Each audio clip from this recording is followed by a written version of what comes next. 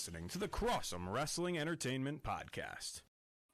Good morning, ladies and gentlemen, and welcome to episode 27 of Cross'em Wrestling Entertainment. Your host, Noah Cross, here, coming at you with Dylan Bracha. Good to see you there, buddy. Thanks for joining us today.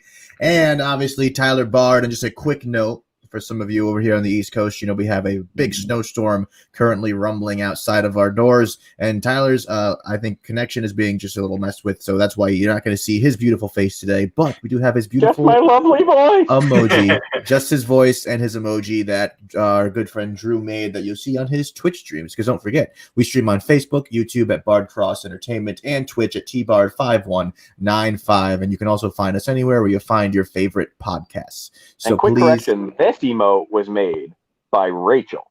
Oh, my mistake. Rachel drew it herself. Very nice. Very nice. Okay. Well, it is very fancy. So there you have it. And please remember, as always, we are not a market substitute for AEW's Dynamite. Please go watch Dynamite live every Wednesday night at 8 p.m. Eastern Standard Time on the TNT Network. And with that being said, Dylan, how are you? Welcome. I'm good. It's been a while since I've been on here. I've missed it. Yes, it's been a little bit. We're glad to have you back. You and your Super Bowl sweater there. A Super Bowl Sunday today, so we'll maybe talk a little bit about the Super Bowl for 2 seconds at the end there. But this is a wrestling show, so let's hop into the action here. Dylan, what'd you think of the night? Overall, it was pretty good. I know this wasn't like a pay-per-view, but it had that kind of feel with the beach break and the whole theme of it. I like the whole night overall. I think my biggest criticism that I would have is it's beach break, but yet it's like February and it's cold. And it's they are in Florida. Yeah, I was about to say. They are in Jacksonville, but it's still February. So, anywho, we'll start off with the opening contest this week where we got to see the Tag Team Battle Royale. The Battle Royale to determine the top contenders to the Young Bucks AEW World Tag Team Championships kicked off this week's broadcast. Competing in the match were the Dark Order, Alex Reynolds and John Silver, also another two-team duo of Evil Uno and Stu Grayson, the Inner Circle, Chris Jericho and MJF, duo of Santana and Ortiz, and then another duo of Sammy Guevara and Jake Hager, Luchasaurus and Jungle Boy, Private Parties, Isaiah Cassidy and Mark Quinn, the Acclaims, Anthony Bowens and Max Caster, and Top Flight. So a lot of people in the ring, obviously a lot of action. The Bucks also competed, a win for them, earning the champs the right to choose their challengers at Revolution on March 7th. The Bucks started the match fast and furious, wiping out the competition with a urgency fueling the competition. Dante of Top Flight went soaring to the floor first, and Reynolds follow. Silver sent Hager packing in an early highlight. Santana eliminated Matt Jackson, while Jericho and MJF sent Bowens out. Luchasaurus went on a spree, pushing anyone in his path and grounding them with pure strength. The mask-wearing big man sent Stu Grayson to the floor, but Uno and Silva responded by sending him out. Uno saw his night end shortly thereafter, as did Mark Quinn. So what do we think about how early the Bucks got eliminated here? Oh my God, are you kidding me? Yeah, it's a bit ridiculous. That was insane, and I know Dylan's a big Bucks guy, so I'm sure he wasn't happy. Not gonna lie, I kind of thought they were gonna win the match. A lot of people did. They kept stating it. They won the last year's one. I was like, you know what? I wouldn't be surprised if they won again. They were out early. For the commentator thing. Yeah. When they went out that early, I was like, was that a botch? Was that supposed to happen? I wasn't sure if that was a mistake. Noah, actually, I texted him as it was happening. I go, oh my God, it's a disaster. I actually thought it was a botch. But as we found out, it didn't turn out to be. Absolutely. All right. Well, Santana and Ortiz drew the biggest heat of the match by eliminating the fan favorite Silver and then proceeded to catch a beating from Nick Jackson. The former LAX was super kicked to the floor as Jackson rolled. Doc Gallows and Carl Anderson, the reigning Impact Wrestling Tag Champions, appeared and helped eliminate Cassidy. Distracted by the Good Brothers, Jackson was dumped by MJF. This left Jungle Boy, Caster, and Darius Martin to square off with the Inner Circle's MJF, Jericho, and Guevara. The trio of heels teamed up on and eliminated Jungle Boy, MJF mocking him on the way out. Caster teed off on MJF and held him as Guevara teased a super kick. The Spanish God missed, though, and rocked Caster. Caster recovered and dumped MJF just before Martin sent him packing. The underdog Martin fought off Jericho and Guevara. Jericho inadvertently eliminated Guevara and then caught Martin with the Judas effect for the W. So great way to open the show. Tyler and I, over the last 2 weeks, have actually been saying how they haven't been using their formula of a tag team match to open it. And I think they listened, and they listened very, very well.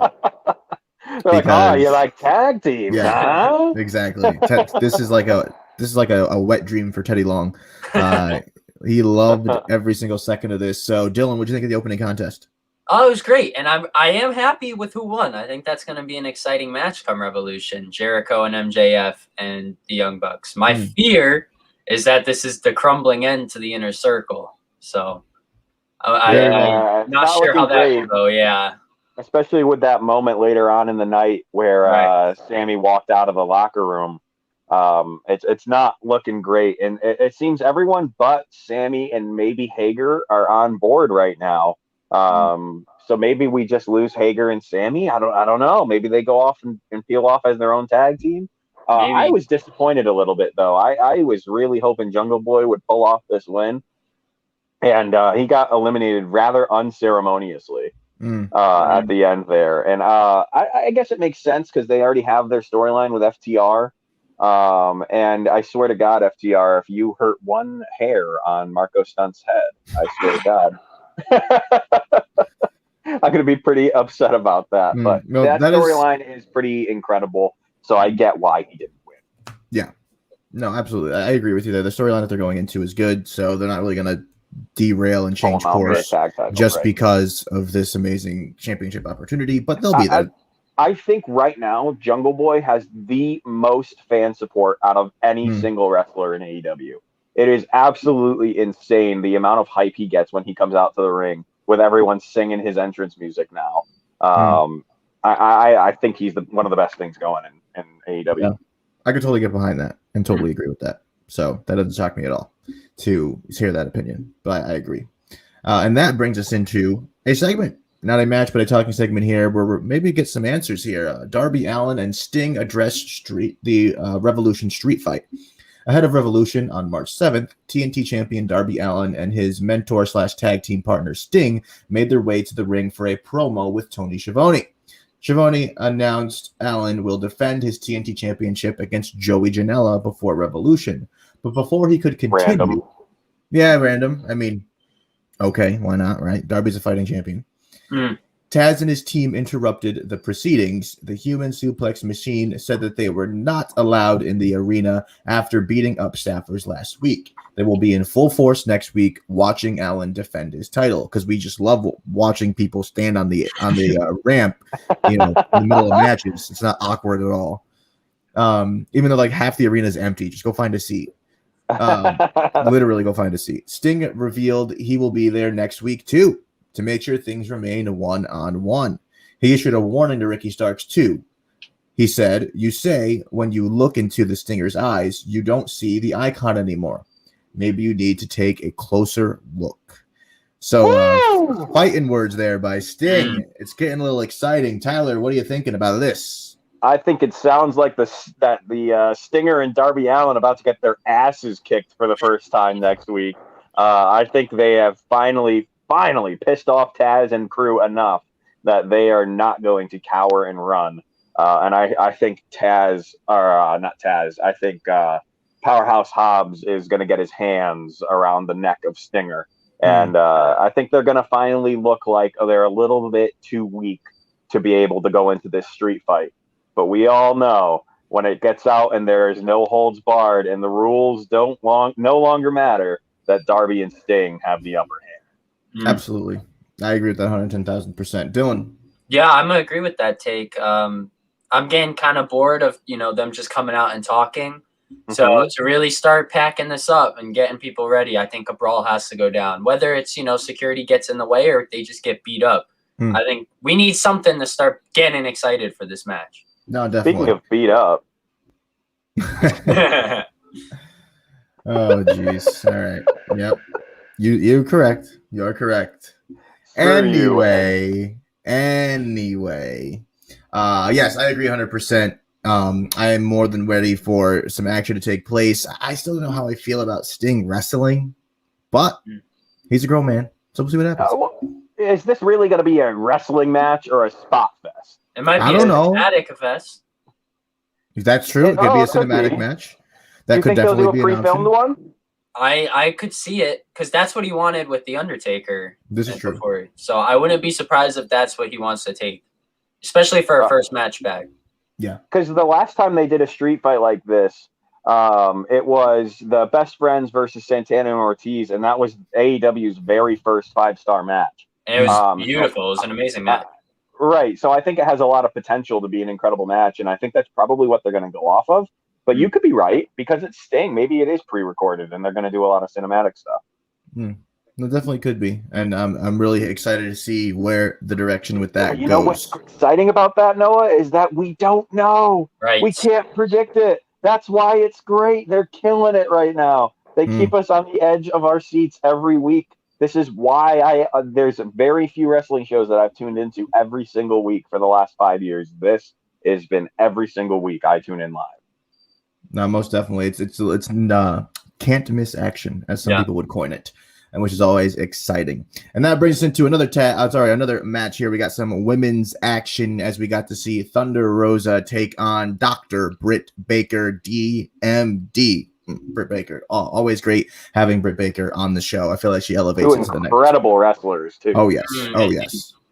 Absolutely. In a match weeks in the making, Dr. Britt Baker battled the former NWA Women's Champion Thunder Rosa. Rosa chased Rebel out of the ring and wasted little time taking the fight to Baker, rocking her with a series of drop kicks. The good doctor turned the tide in her favor, stretching Rosa around the ring post and stunning her with a hard forearm to the face. Baker dominated throughout the break, wearing her opponent down and setting her up for a lockjaw submission. Rosa mounted a comeback after the commercial, but quickly fell prey to the sling blade by Baker.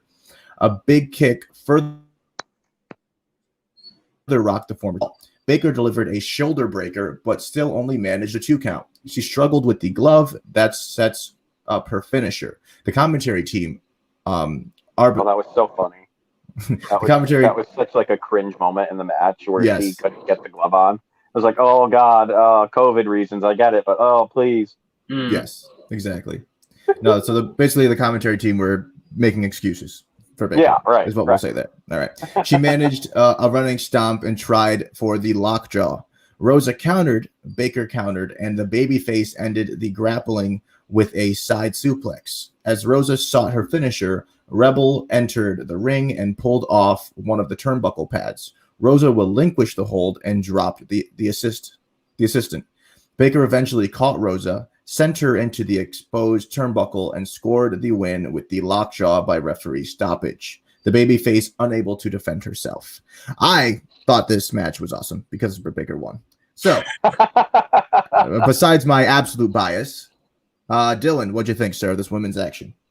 This also might be a little biased, but I think this was probably AEW's best women's match they've had. In a long time. Sure. I think, and I mean, this is what it has entered the chat because you said that, but we haven't seen her in a long time. So, but that's what I'm saying is these two are the two best they've got, and like I'm waiting for the women's title to change hands, and either one of these two deserve it. I'm leaning towards Britt Baker should have it, but. Great match, and I'm happy Britt Baker won. For sure. Yeah, I think once they get rid of Reba, I'll be happy because I think it just absolutely ruins Britt Baker for me. I think I'd probably like her more if Reba was not there. I get it for the heel aspect, someone to always give her an upper hand and a winning strategy. That collapsing into the turnbuckle, that was great. It set up the unconscious, finishing move. So, it was all right. But the finish was all right. The match itself was great. Yeah, no, I agree. And I think one thing that AEW does a little too much is the hokiness of having a third party interfere in the match. Yeah, they do it a lot. Yeah. A lot. Like in this match with Reba, we just there's an entire segment literally dedicated to how the Team Taz interferes with anything Darby tries to do, and then Sting interferes to even it up. It's just like, I'll just say, for example, you literally said that. I'm just going to quickly flash one, Yeah. two, literally both of them.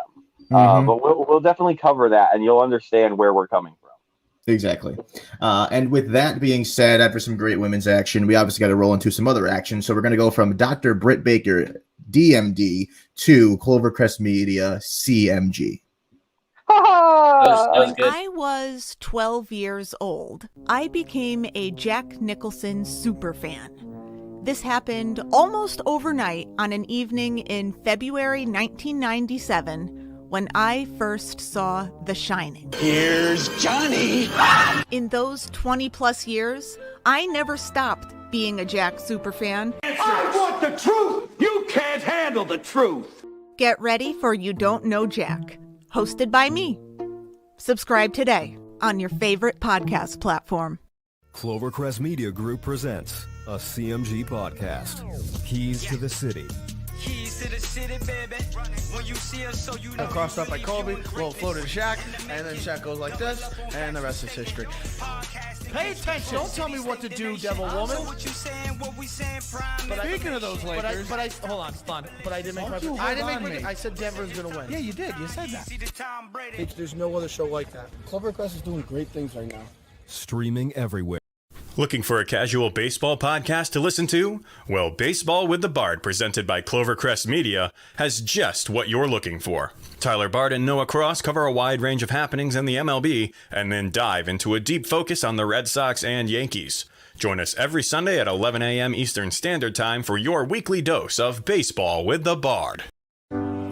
Welcome to Ivy League Murders. On this podcast, we focus on cases affiliated with the Ivy League, exploring the darker side of higher education. What happens when genius becomes evil? My name is Sarah Alcorn. I'm a Harvard graduate, and I've been a private investigator since 1999. Join me and longtime crime diva Laura McDonald for Ivy League Murders. Kyle and I. Okay, stay alive, Charlie. Stay alive. Stay alive. Just take your time. If you got to start jumping to keep yourself, do the slow jump. You'll keep yourself alive longer.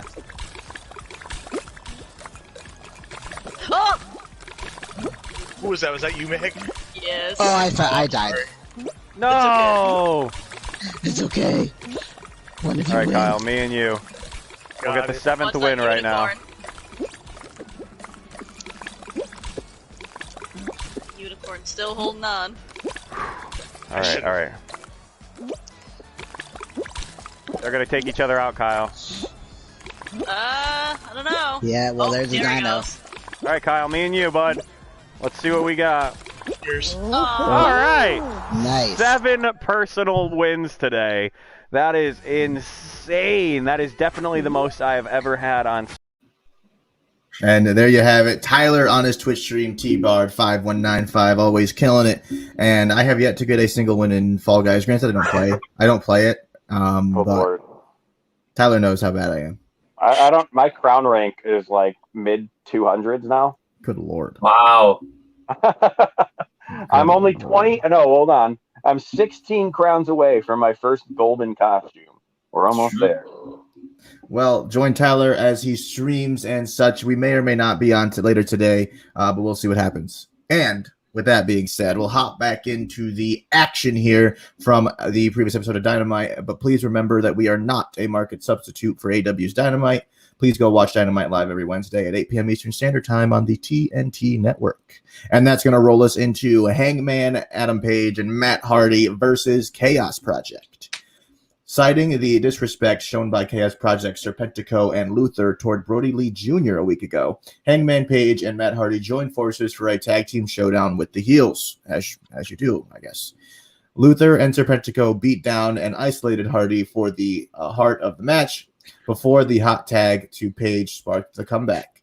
Hangman lit Serpentico up with the buckshot lariat, but Hardy tagged himself in and scored the pinfall.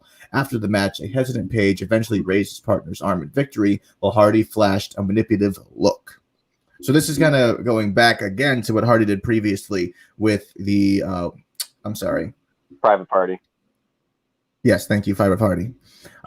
when Matt Hardy tagged himself in to get the win, and they were just kind of like, bro, what the hell? Like, yeah, it's funny because he's not tagging himself in and like hitting a swanton or hitting a move. He just tags himself in and pins. Yes, that's well, I think it's hilarious, and I got to give a shout out to Drew because Drew actually sent me a Snapchat of him watching, and it was right at that moment. And I was like, "Oh, look at you! You're watching wrestling! Oh, Drew! Drew is our project where we try to get him to watch wrestling. We try very hard, and he's a good sport about it. He is. Sometimes, like he does it by himself. Sometimes, like Wednesday. So we're very proud of him. He watched the Royal Rumble under his own accord too. He did. He actually texted. What? You think he texted you? He texted me like, "Hey, do you know Noah's sign on?" Yeah. And I was like, probably, but just text him so I'm not giving away Noah's sign on. So yes, he actually wanted to watch. But anyway, so this match here, I don't know, it happened. I mean, Dylan, what do you think? Exactly. Yeah, I agree. It was quick, and I know AEW doesn't do anything without a reason, but this just seemed thrown together. I really hope we're not going to see Hangman like get enticed again for the last couple of weeks. We've already dealt with that, so ready to see him move on and be his own thing. And it's like we just threw him right back. I agree with you, Dylan. It looks like this might set up his next rivalry, though. I think it may be Hangman and Matt Hardy fighting at Revolution. Is it Revolution that's coming up? Yeah. That will be the match for Hangman because I think Matt's probably going to push too hard. I could see it. But all right, I don't want to spend too much time on this match because I felt like it was pointless. So, as Dylan said, I don't know. I don't have anything to say about it. It's like, all right, it happened. Yay. Anyway, speaking of not yay, this happened as well. The wedding of Kip Sabian and Penelope Ford. Oh, who cares? This is stupid.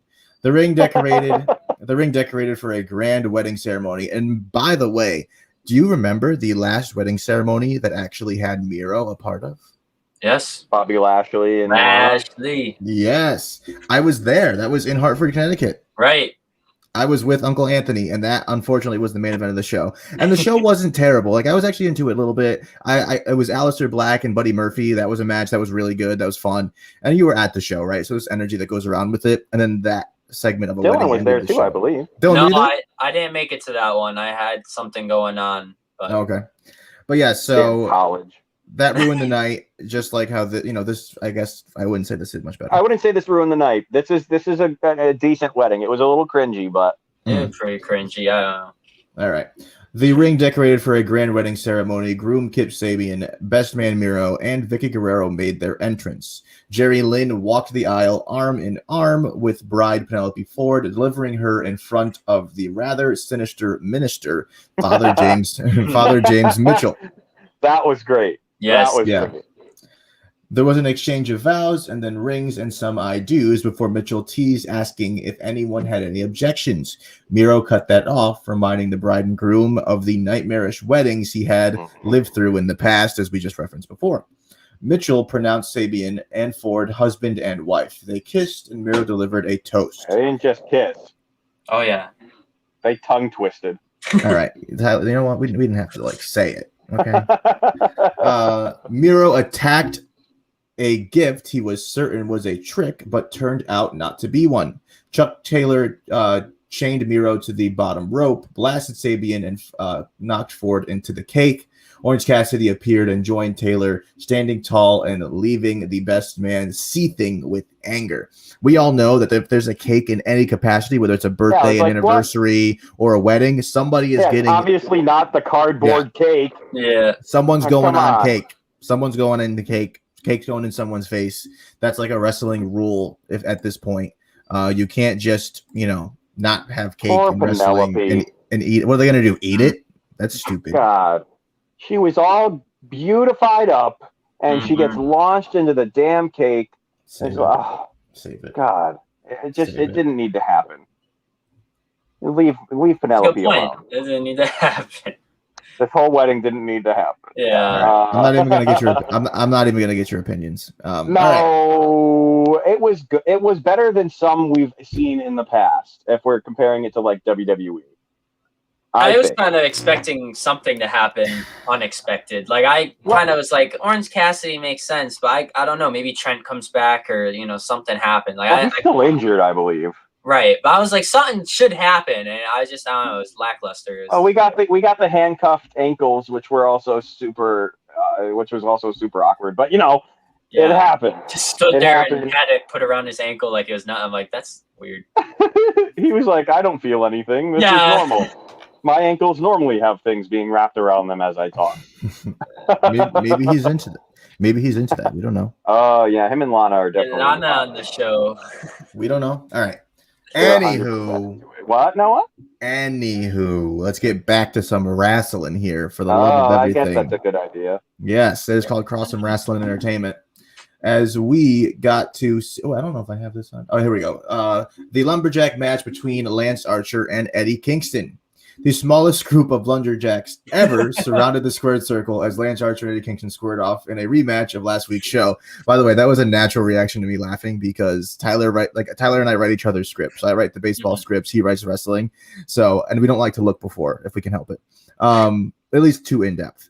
But that's funny. Good one, Tyler. Just got to make sure it's all there first. Yeah, absolutely. Chaos reigned early, culminating with the Murder Hawk Madman launching himself over the top rope and wiping out everyone around the ring. Kingston, though, wrestled control of the match away from his larger opponent and controlled the match during the break. Archer delivered a full Nelson slam to return the tide in his favor. The Bunny entered the ring, jumping on Archer's back. Lance teased the blackout, but Kingston rocked his opponent with a back fist on the floor. Jake Roberts knocked out in helico, allowing Archer to recover. Kingston cut off with an exploder suplex. The Blade set up a table. The Bear County cut off both his hands with the Butcher's attempted interference. Butcher delivered a Uranagi for 2, rocked Kingston with a right hand, and delivered the blackout off the middle rope for the win. Great match. Yet another interference fucking type of thing. I'm sorry I said the F word, but it's just constant. I don't know. Tyler, what do you think? Yeah, again, we were talking about this a little bit before we began. Sorry, let me get the picture down. We were talking about this match specifically a little bit before we began the podcast. And I just wish that these two could have a no stipulation, one-on-one, everyone out. No one can be at ringside. Put them in the damn practice set so that there's literally no one around. It's just the two of them in the ring. Because we all know it as wrestling fans. These two guys have been around a long time. And we know that these guys could absolutely kick ass in the ring against each other. It almost feels like they're going to be moving away from this story a little bit pretty soon here. And I feel like it never fully reached its full potential.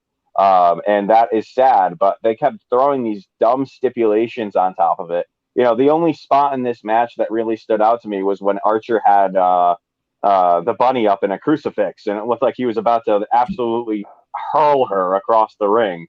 But otherwise, it was just average lumberjack match that had a pretty mediocre ending. So I was overall unimpressed with this match. Okay. Bet. Dylan.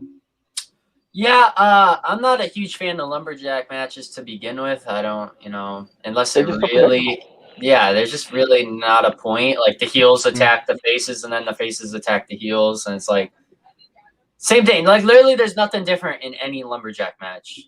Like they all have a special spot where they dive over the top rope and take them all out. And, it's either the heel or the face wins after that. I agree. They're both very talented and can do more than, what we saw. But it was a good match. For a TV show, it doesn't need to be the 5-star match that we know they could do. If they were to have a match at Revolution one-on-one, everybody's gone, they could totally put on the match of the night. Yeah. Right. They can't give us all of the meat at once. Yeah, you're right. They do have to save it for a big occasion. No, and I get saving all of it for a big occasion, but I've never been one to enjoy people fighting like 3 or 4 times leading up to the pay-per-view. My thing is, if they're going to fight, they're going to have this big blowout, just have the one match at the pay-per-view. Like that's have where them we bump should heads a few times backstage. Yeah, something like that. Maybe even screw with each other. Like I said, have them give another opponent Interfere in a match. an edge up. Exactly. That can. I don't know about interfere. I think we have enough of that. But you get what I'm saying. If we're talking in a general sense. Yeah, in a general sense, that makes sense. I agree with you 100%. But we'll see where these guys go. I mean, it could be leading to something much, much larger. I don't know. Neither of them have a championship, but we'll see what happens. I like that saying, leading to things that are larger, because, oh boy. Oh, yes. This main event. Oh, my gosh. Just looking at the graphic, like, you'll just mark out.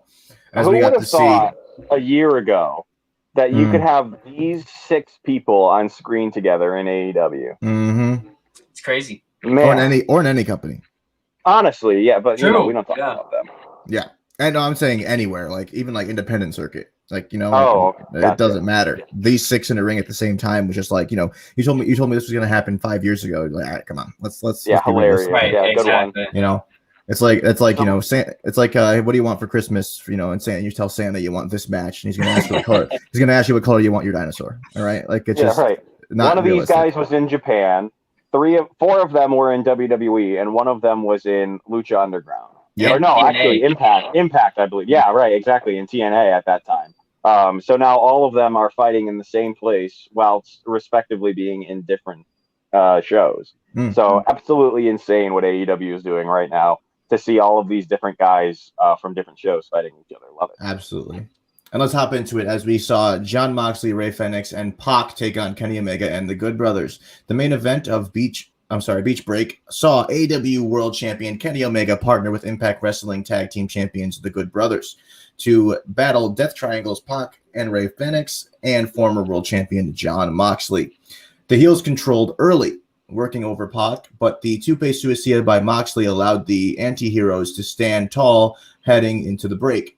During the timeout, though, Kenny and the Good Brothers neutralized Moxley, beating him down and working him over to regain the upper hand. The former Bullet Club members worked over Moxley throughout the commercial. He fought back and made the hot tag to Phoenix. The Lucha Bro cut the lightning pace as he took flight to the competition. He joined Pac in stereo moonsaults, wiping Anderson and Gallows out at ringside. A springboard cutter scored a 2 count on Omega as Phoenix rolled. Eventually, Pac found himself on the receiving end of a focus attack by the heels, who teamed up with a triple neckbreaker. Omega delivered a Liger bomb to Pac, but the bastard kicked out. He delivered a V-trigger, but Pac slipped out of a one-wing angel. The babyfaces teed off on the world champion, rocking him with the signature offense, but only keeping him down for 2. The pace quickened, leading to Pac breaking up a pinfall with a 450 splash. Phoenix delivered a moonsault for 2 and then flew right into a spinebuster for 2. The Good Brothers delivered the Magic Killer on Phoenix for the win. After the match, Lance Archer hit the ring and cleared out Anderson and Gallows. Then, in a shocking conclusion, Kenta appeared and laid out Moxley with the GTS Go to Sleep to close out the show. Wow. Unreal seeing this man on our screens. Tyler was blowing up my phone when this happened. So Tyler, tell me what you're thinking. Oh my gosh. And now I wasn't a big New Japan fan until Noah really, really introduced me to it. And I started getting sick of what was going on in WWE, just getting kind of bored. So I did know him though, but I knew him as Hideo. So I was like, that looks a lot like Hideo. Why are they calling him Kenta? Who's this Kenta guy? He did that GTS. Who is that? And then I realized what was going on. And I was like, oh, right. Yes, I've heard of this. Okay. So yeah, very exciting. It looks like finally the deal has been made. NJPW, welcome to AEW. It is very exciting to see these guys coming over here and wrestling with AEW. It looks like we have an official partnership and a deal among all 3 of Impact, AEW, and New Japan Pro Wrestling to maybe put WWE out of their misery. I don't know about all that, but I agree with you. I think if Cody Rhodes had his way, his goal is to end WWE. All right. I don't know. That's not what he said, but Yeah, That's not what he said, because he would sound like Triple H and Vince McMahon. Okay.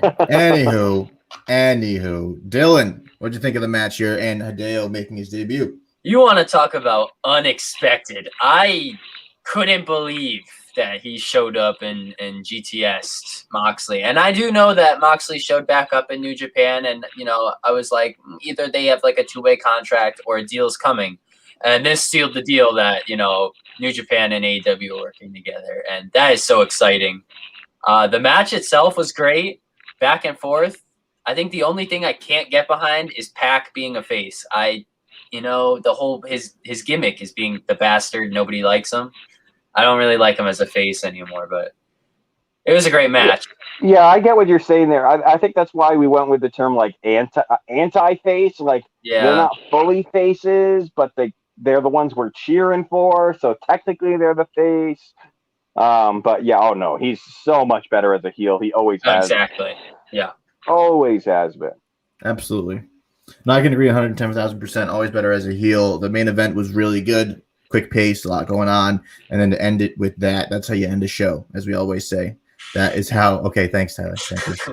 That is how you end a show with a guy like Hideo Itami. I'm sorry, or Kento, as we should call him. You're welcome. Honestly, I didn't do that before you said it, so thanks a lot. I put it in your head. Yes, you did. You totally put it in my head.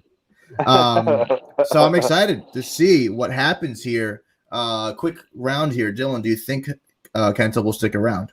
Well, I do know next week it's slated that he's supposed to team with Kenny Omega and face Moxley and Lance Archer. Yes. Which, and we'll get to that, yeah. Oh my God, I'm so excited about. I won't talk about it in depth yet. So my long-term hope is that we see a Bullet Club versus Bullet Club match. That's my fantasy of what AEW can do with this partnership, because that's teased a lot, and personally that'd be amazing. So I hope so. Okay, Tyler. Oh my God, now I'm just excited for that now. We're missing two pieces though, and I've been teasing it for like a month and a half that hopefully it happens.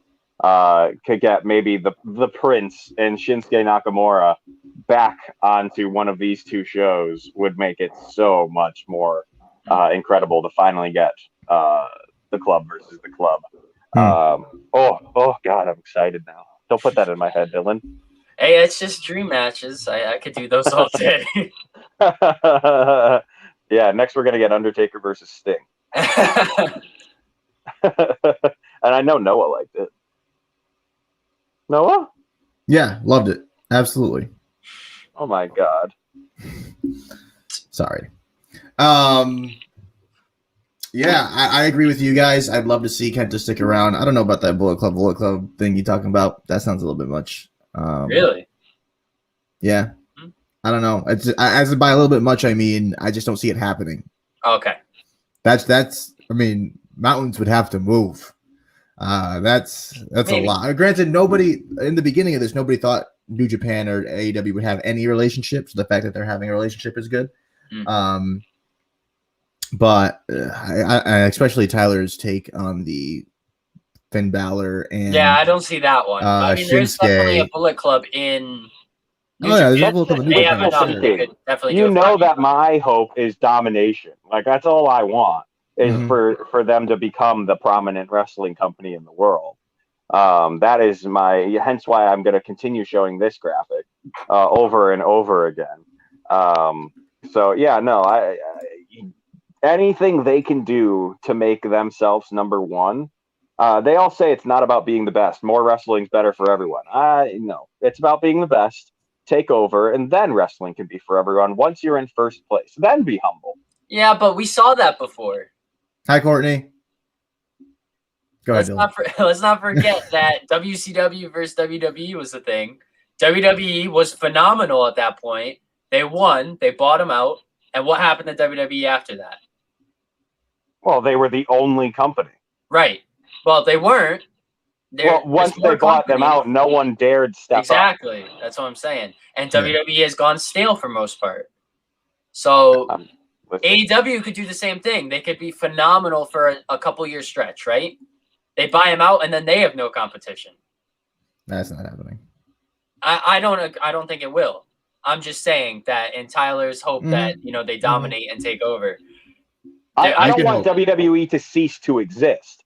I just want AEW to be seen as the top dog. I know that's going to be a year's it's going to take a lot of time for that to happen. A very long time for that to happen. But they have absolutely shown that they have the potential and talent to do it. No, absolutely. They're not the washed up, used WWE talent that WWE fans like to call it. They are guys who were underutilized, who are now showing that they should have been more utilized than they were. All right, I got you. All right. And listen, with that being I know said, you don't like these uncomfortable with that conversations, being but said, they're important because Tyler, wrestling fans are toxic. Tyler, let's hear your rating out of 5 because we're marquee wrestling fans of the show Dynamite. This is a solid 4. I think without the wedding and the hangman match, it probably would have gotten a higher grade for me. Okay, Dylan. I'm gonna say 4 too. Same reasons. Yeah, I'm gonna stick with you on the 4. It wasn't the best show ever. It wasn't the worst show ever. That's just a lie. I'm gonna go 3.5. I hate the wedding segment. I think it's stupid. Kenta really made up for it for me. Kenta really made up for it. That's like a full 2 stars or so. Yeah. But anywho, let's go into the preview for next week. It's looking like it's going to be a fantastic show as usual. We always say that. It's going to be great. As we get to see the TNT Championship match where Darby Allin will go up against Joey Janela. We will get to see some tag team action as Chris Jericho and MJF take on the Acclaimed. We'll see what type of rhymes the Acclaimed will have for Jericho and MJF. We'll get to see Cody Rhodes and Lee Johnson take on Peter Avalon and Cesar Bononi. As Isla said before, Cesar Bologna, and Tyler got mad at me. I actually know what. Go back, Tyler. I'm gonna say what I said. So I said Cesar Bologna, and I also said that he should have a gimmick similar to Cheeseburger from New Japan, where instead of throwing out cheeseburgers, he just throws out pieces of bologna. That would be. I would buy that. Mustard. I would buy that Cesar Bologna t-shirt so quick. Like, no disrespect to Cesar Bononi, but he's probably feeling a little bit disrespected. I feel like he's missing a bit of an opportunity to be a megastar and give out bologna. How? All right, I'm just saying. Anyway, because the second they do anything like that, they're going to be like, "Oh, we just got to be like the New Day." What bologna O's? They make sure you ain't Oscar Mayer. Oh Lord! All right, and then more than likely the main event here has to be right. A Falls Count Anywhere match, which I don't know who approved this, but it's also unsanctioned lights out. Yeah. So again, I don't know who approved it. This is gonna be 45 minutes. Not even a question. That'd be phenomenal. I'd love it. This might be the first match that goes beyond the 10 o'clock hour. Yeah, exactly. They always tease it. You know what? I want them to do that because they always tease it. I want them to be like, all right, we're doing it this week. And don't tell us, but just do it. And then we're gonna obviously this is Kenny Omega and Kenta versus Jon Moxley and Lance Archer. Going to be a great show. It'll be excited. Far more than just those 4 people involved in this match. Oh, definitely. Because if they follow, to be insanity. If we follow any AW formula of interference, it's just going to be ridiculous. So this is going to be probably the most interfered with match in the history of AEW. No, I could see it. I could totally see it. I think it'll be the entire Bullet Club from Japan comes over. Yep. All right. Imagine though. Imagine. Oh my God! And we're gonna get. I'm gonna hold off. I'm gonna post. You know what we're gonna do this week? We're gonna get some opinions from some other friends and fans on what they think could happen in this match, and we'll try and see if we can get it out to the social medias. Perfect. That'd be great. That would be great. We'll all book the territory and see what we can predict. So, with that being said, please remember we are not a market substitute for AEW's Dynamite. Please go watch Dynamite live every Wednesday at 8 p.m. Eastern Standard Time on the TNT Network. And don't forget ever that if you love podcasts, make sure you visit clovercrestmedia.com for a wide selection of shows covering sports, business, relationships, pop culture, politics, and true crime. Over 28 shows on the hashtag CMG Network. And if you don't find one you like, you can start one of your own. We can help you launch your podcast for as little as $15 per month. ClovercrestMedia.com is the website to visit. Make sure you check it out and tell your friends about it. you can visit clovercrestmedia.com and click on the link for the latest on your favorite CMG Sports podcast, as well as blogs, videos, and latest information. And with that being said, we want to thank you so much for joining us. Dylan, thank you for joining us this week. That's Dylan. You saw Tyler. I'm Noah Cross, and this was Crossum Wrestling Entertainment. Thank you.